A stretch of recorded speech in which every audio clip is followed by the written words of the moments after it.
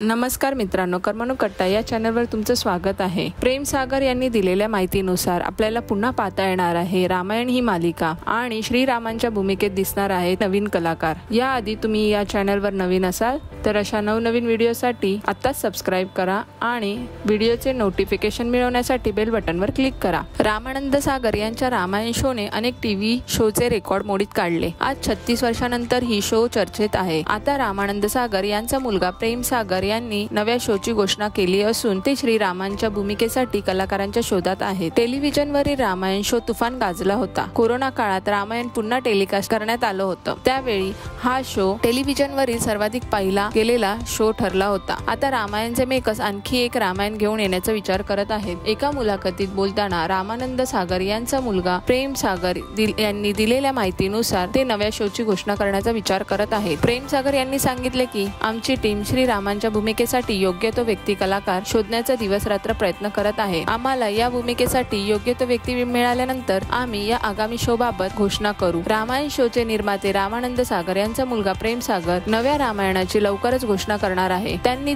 याबाबत बोलताना सांगितले की मी भूमिकेसाठी एका नव्या रामाच्या शोधात आहे। मी अशा व्यक्तीला शोधत आहे ज्याने कधीही रामाची भूमिका केली नसेल। माझ्या मनात ज्या श्रीरामाची प्रतिमा आहे तशाच व्यक्तीला मी भूमिकेसाठी साईन करणार आहे। आगामी रामायण शो प्रेम सागर यांचा असला तरी तो शो दिग्दर्शन मात्र इतर कोणी करणार आहे। जुन्या रामायणातील कोणतेही पात्र या रामायणात नसेल, पण हा शो तयार करणं एक मोठं आव्हान ठरणार आहे, कारण याची तुलना आधीच्या रामायणाशी केली जाईल। प्रेम सागर यांनी दिलेल्या माहितीनुसार नवा रामायण शो दूरदर्शनवर दाखवला जाणार आहे। दूरदर्शनवर शो दाखवणं मोठं आव्हान आहे, कारण लोक टीव्हीवर जे बघतात त्यालाच देव मानतात। माझ्या घरातील स्वयंपाकी आणि इतर नोकर यांनी टीव्हीवर रामाच्या भूमिकेतील अभिनेत्याच्या पायाला स्पर्श केला, त्यामुळे दूरदर्शनवर हा शो दाखवणं आणि दूरदर्शनच्या प्रेक्षकांसाठी रामाचा शोध घेणं सर्वात मोठं आव्हान असल्याचं प्रेम सागर यांनी सांगितलं आहे। तर मित्रांनो, तुम्हाला हा व्हिडिओ कसा वाटला नक्कीच कमेंट करून कळवा।